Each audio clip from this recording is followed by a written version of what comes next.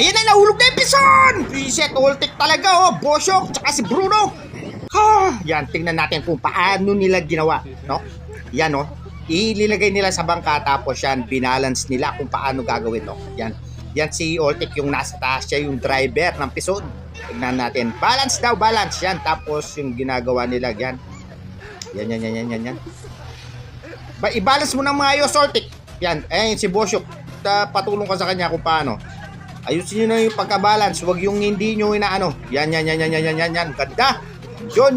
Ay, yan na! Yan na! Mahulog na, Ultik! Yan na! Mahulog na, Ultik! Yan na!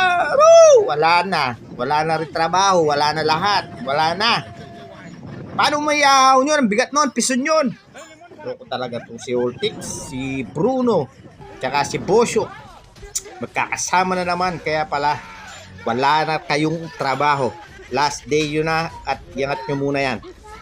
Shit! Napakahirap. Yan ba yung training?